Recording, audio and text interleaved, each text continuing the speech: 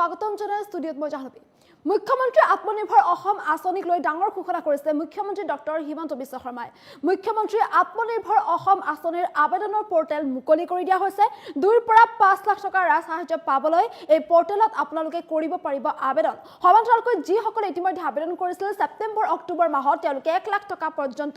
লাভ কৰিবলৈ সক্ষম হ'ব লৈ আহিছে মুহূৰ্তৰ সবিশেষ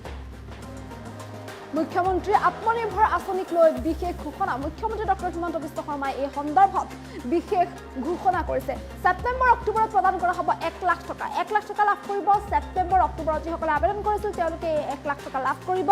1,62,000 যুৱক যুৱতীয়ে ইতিমধ্যে পঞ্জীয়ন কৰিছে এই আঁচনিৰ বাবে 2 লাখৰ পৰা 5 লাখ টকা পাবলৈ মুকলি কৰি দিয়া হ'ল আবেদন পৰ্টেল আৰু আবেদন পৰ্টেল পুনৰ মুকলি কৰি দিয়া হৈছে আৰু এতিয়া আবেদন কৰিব পাৰিব আবেদনকাৰীসকলে আজিৰে পৰা এমাহৰ ভিতৰত এই আবেদন পৰ্টেলত আবেদন কৰিব লাগিব এমাহৰ সময় আছে আৰু এই এমাহৰ ভিতৰতে আবেদন কৰিব লাগিব আবেদনকাৰীয়ে ইয়াৰ পাছতে অনুষ্ঠিত হ'ব সাক্ষাৎকাৰ আবেদনৰ পাছত সাক্ষাৎকাৰ অনুষ্ঠিত কৰা হ'ব ৭৫,০০০ যুৱক যুৱতী নিৰ্বাচিত হ'ব এই আঁচনিৰ বাবে ইয়াৰ উপৰি 1 লাখ যুৱক যুৱতীয়ে ভৱিষ্যতে লাভ কৰিব এই আঁচনিৰ সুবিধা ভৱিষ্যতেও 1 লাখ যুৱক যুৱতীয়ে এই মুখ্যমন্ত্ৰী আত্মনিৰ্ভৰ অসম আঁচনিৰ সুবিধা লাভ কৰিব মুখ্যমন্ত্ৰী ডক্টৰ হিমন্ত বিশ্ব শৰ্মাই এই সন্দৰ্ভত বৃহৎ ঘোষণা কৰিছে বিশেষকৈ মুখ্যমন্ত্ৰী আত্মনিৰ্ভৰ অসম আঁচনিক লৈ বিশেষ ঘোষণা কৰিছে মুখ্যমন্ত্ৰীগৰাকীয়ে আৰু মুখ্যমন্ত্ৰী আত্মনিৰ্ভৰ অসম আবেদন পৰ্টেল ইতিমধ্যে মুকলি কৰি দিয়া হৈছে আৰু 2 পৰা 5 লাখ টকা পৰ্যন্ত ৰাজ সাহায্য লাভ কৰিবলৈ সক্ষম হ'ব আৰু এই 2 পৰা 5 লাখ টকা পৰ্যন্ত ৰাজ সাহায্য লাভ কৰিবলৈ পুনৰ আবেদন পৰ্টেল মুকলি কৰি দিয়া হৈছে আৰু এই পৰ্টেলত গৈ আপোনালোকে আবেদন কৰিব পাৰিব এমাহৰ সময় আছে এমাহৰ সময় বান্ধি দিয়া হৈছে আৰু এই এমাহৰ ভিতৰতে আবেদন কৰিব লাগিব পৰ্টেলত গতিকে আজিৰ পৰা আপোনালোকৰ হাতত সময় আছে আজিৰ পৰা মুকলি কৰা হৈছে মুখ্যমন্ত্ৰী আত্মনিৰ্ভৰ অসম আঁচনিৰ আবেদনৰ পৰ্টেল আৰু পৰ্টেল যেটো মুকলি কৰি দিয়া হৈছে আৰু ইয়াৰ জৰিয়তে যেটো 2 পৰা 5 লাখ টকা সাহায্য লাভ কৰিবলৈ সক্ষম হ'ব তেনেস্থলত এই ৰাজ সাহায্যৰ বাবে আপোনালোকে আজিৰে পৰা আবেদন কৰিব পাৰিব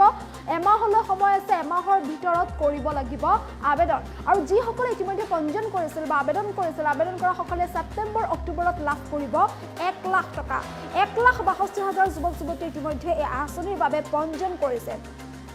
আৰু এতিয়া পুনৰ যেটো আবেদন পৰ্টেল মুকলি কৰিছে গতিকে নতুনকৈ এই 2 লাখৰ পৰা 5 লাখ টকা ৰাজ সাহায্য পাবৰ বাবে প্ৰাৰ্থীয়ে কৰিব পাৰিব আবেদন যেহেতু আজিৰে পৰা এমাহলৈ সময় আছে আৰু আজিৰে পৰা এমাহৰ ভিতৰত এই আবেদন পৰ্টেলত আবেদন কৰিব পাৰিব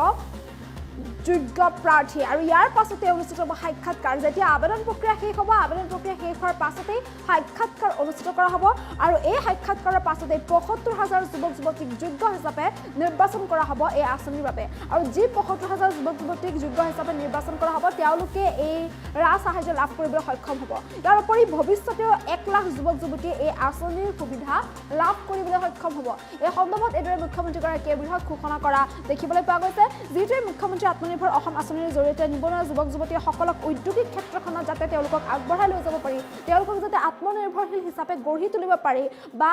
যুৱক যুৱতীসকলে যাতে উদ্যোগ ক্ষেত্ৰখনত আগবাঢ়ি যায় বা কৰ্মোদ্যোগী হিচাপে যাতে নিজকে প্ৰতিষ্ঠিত কৰিব পাৰে বা নিজে যাতে আত্মনিৰ্ভৰশীল হিচাপে এইদৰে গঢ় দিব পাৰে নিজে যাতে স্বনিৰ্ভৰশীল হৈ উঠিব পাৰে তাৰ বাবে যিহেতু এই আঁচনিৰ ব্যৱস্থা কৰা হৈছিল আৰু মুখ্যমন্ত্ৰী আত্মনিৰ্ভৰ অসম আঁচনিৰ অধীনত 2 পৰা 5 লাখ টকা পৰ্যন্ত যিহেতু ৰাজ সাহায্য লাভ কৰিবলৈ সক্ষম হয় নিবনুৱা যুৱক যুৱতীসকলে তেনেস্থলত এই মুখ্যমন্ত্ৰী আত্মনিৰ্ভৰ অসম আঁচনিৰ বাবে পৰ্টেল পুনৰবাৰ এইদৰে মুকলি কৰি দিয়া হৈছে আজি মুকলি হৈছে আৰু আজিৰ পৰা এমাহলৈ সময় আছে আজিৰ পৰা এমাহৰ ভিতৰত 2 পৰা 5 লাখ টকা পৰ্যন্ত ৰাজ সাহায্য লাভ কৰিবলৈ সক্ষম হ'ব যদিহে আপোনালোকে আবেদন কৰে গতিকে আজিৰ পৰা সময় আছে আজিৰ পৰা এমাহলৈ সময় থাকিব এই এমাহৰ ভিতৰতে মুখ্যমন্ত্ৰী আত্মনিৰ্ভৰ অসম আঁচনিৰ বাবে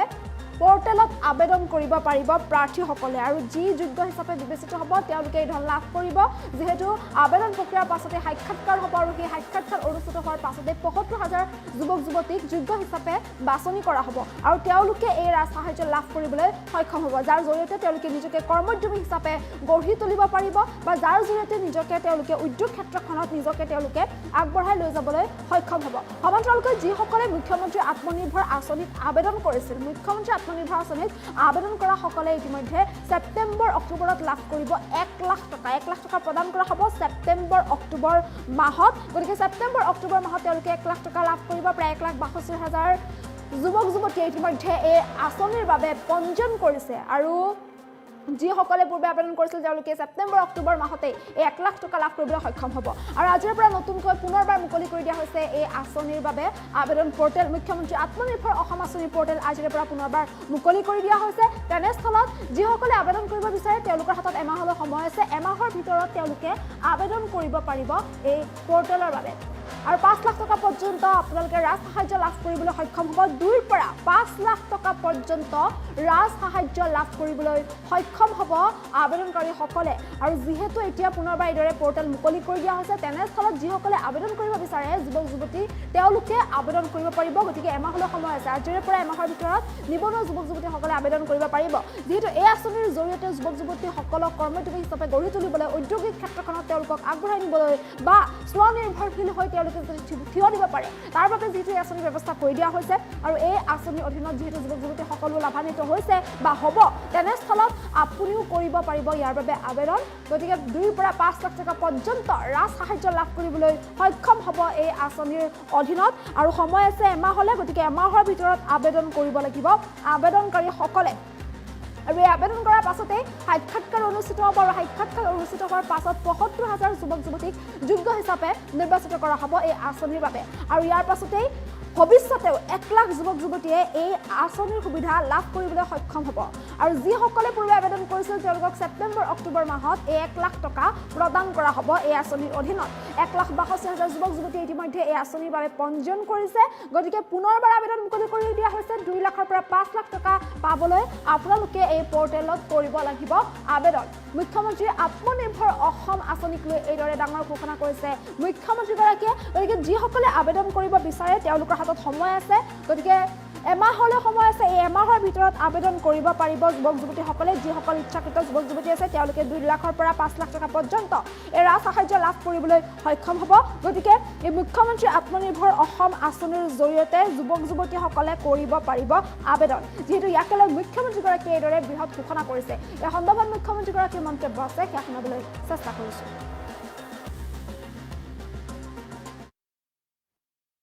মুখ্যমন্ত্ৰীৰ আত্মনিৰ্ভৰ অভিযান আপোনালোকে জানে যে ৰাজ্য চৰকাৰৰ বাজেটত আমি ঘোষণা কৰিছিলোঁ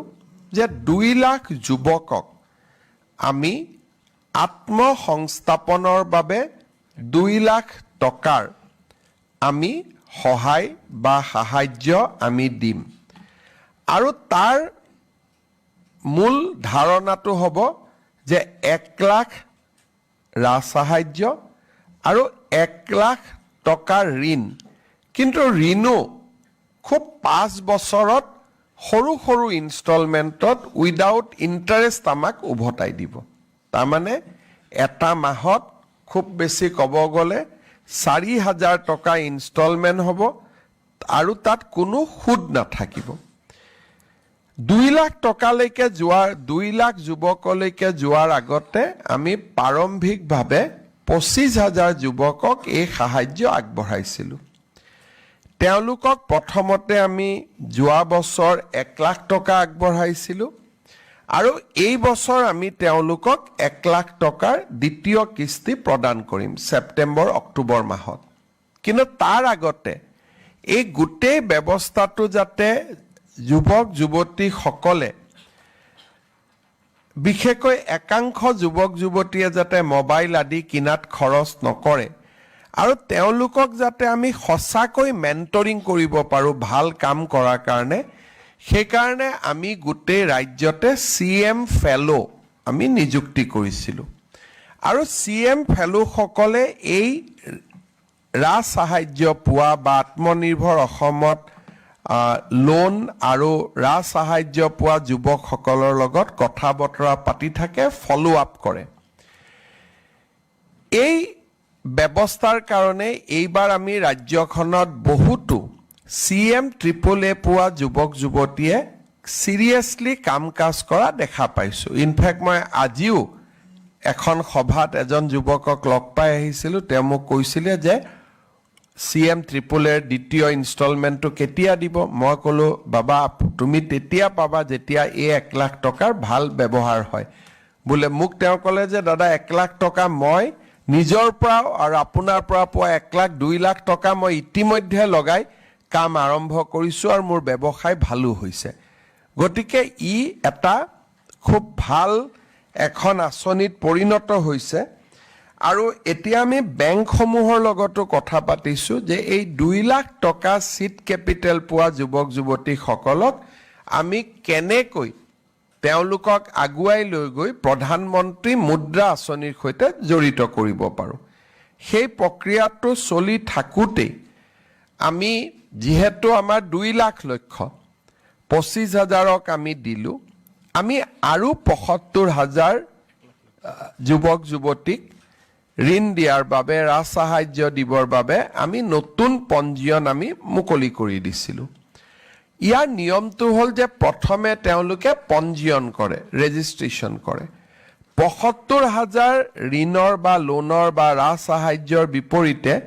প্ৰায় 1.5 লাখ যুৱক যুৱতীয়ে এইবাৰ নিজৰ নাম পঞ্জীয়ন কৰিছে একজেক্ট যদি সংখ্যাটো আমি ক'ব যাওঁ 1,62,000 যুৱকে এই আঁচনিখনত পঞ্জীয়ন কৰিছে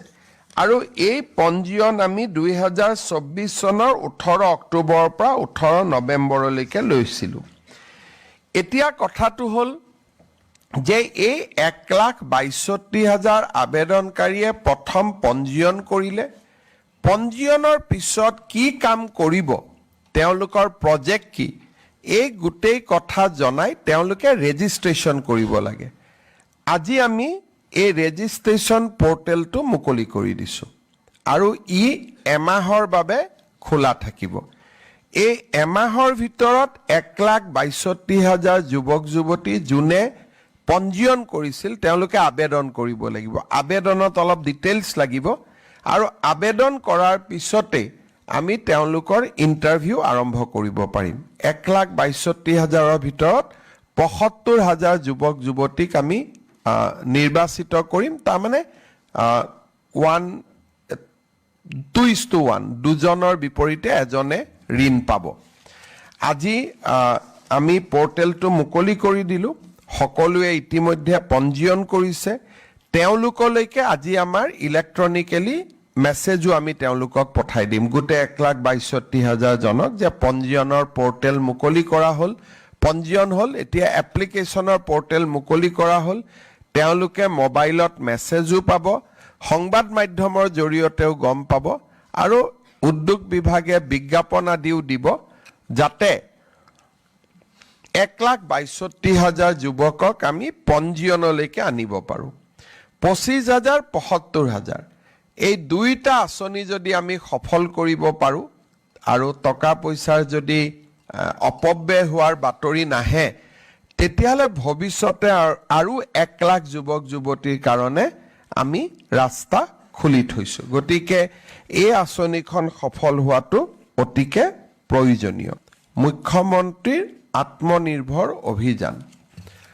আপোনালোকে জানে যে ৰাজ্য চৰকাৰৰ বাজেটত আমি ঘোষণা কৰিছিলোঁ যে 2 লাখ যুৱকক আমি আত্মসংস্থাপনৰ বাবে 2 লাখ টকাৰ আমি সহায় বা সাহায্য আমি দিম আৰু তাৰ মূল ধাৰণাটো হ'ব যে 1 লাখ ৰাজ সাহায্য আৰু 1 লাখ টকাৰ ঋণ কিন্তু ঋণো খুব 5 বছৰত সৰু সৰু ইনষ্টলমেণ্টত উইদাউট ইণ্টাৰেষ্ট আমাক উভতাই দিব তাৰমানে এটা মাহত খুব বেছি ক'ব গ'লে 4,000 টকা ইনষ্টলমেণ্ট হ'ব আৰু তাত কোনো সুদ নাথাকিব 2 লাখ টকালৈকে যোৱাৰ 2 লাখ যুৱকলৈকে যোৱাৰ আগতে আমি প্ৰাৰম্ভিকভাৱে 25,000 যুৱকক এই সাহায্য আগবঢ়াইছিলোঁ তেওঁলোকক প্ৰথমতে আমি যোৱা বছৰ 1 লাখ টকা আগবঢ়াইছিলোঁ আৰু এই বছৰ আমি তেওঁলোকক 1 লাখ টকাৰ দ্বিতীয় কিস্তি প্ৰদান কৰিম ছেপ্টেম্বৰ অক্টোবৰ মাহত কিন্তু তাৰ আগতে এই গোটেই ব্যৱস্থাটো যাতে যুৱক যুৱতীসকলে বিশেষকৈ একাংশ যুৱক যুৱতীয়ে যাতে মোবাইল আদি কিনাত খৰচ নকৰে আৰু তেওঁলোকক যাতে আমি সঁচাকৈ মেণ্টৰিং কৰিব পাৰোঁ ভাল কাম কৰাৰ কাৰণে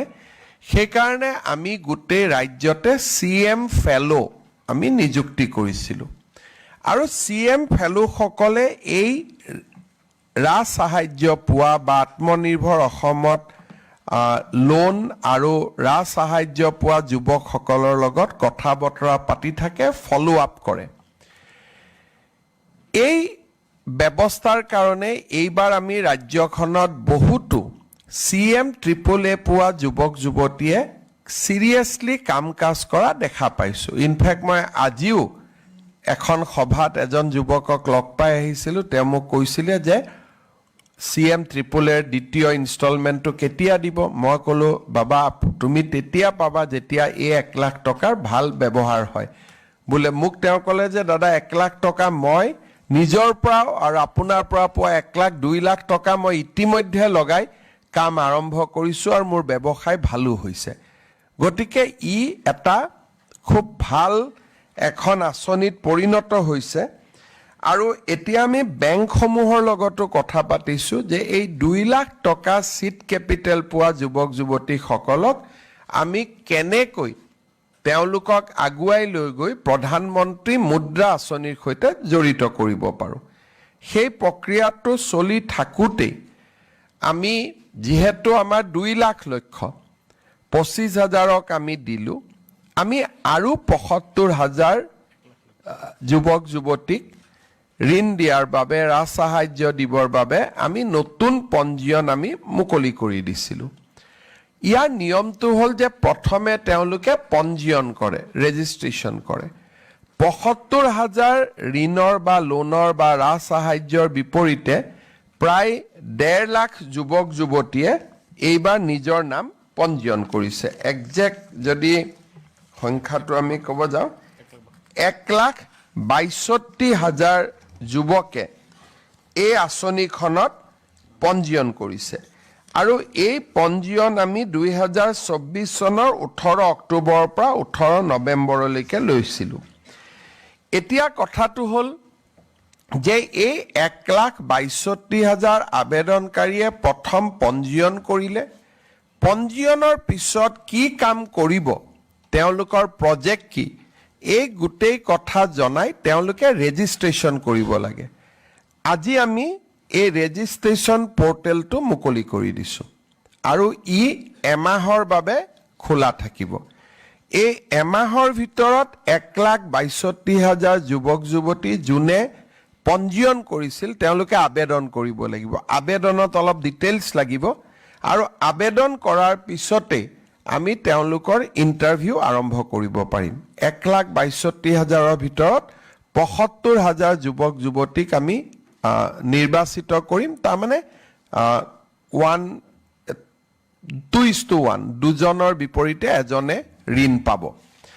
আজি আমি পৰ্টেলটো মুকলি কৰি দিলোঁ, সকলোৱে ইতিমধ্যে পঞ্জীয়ন কৰিছে। তেওঁলোকলৈকে আজি আমাৰ ইলেক্ট্ৰনিকেলি মেছেজো আমি তেওঁলোকক পঠাই দিম।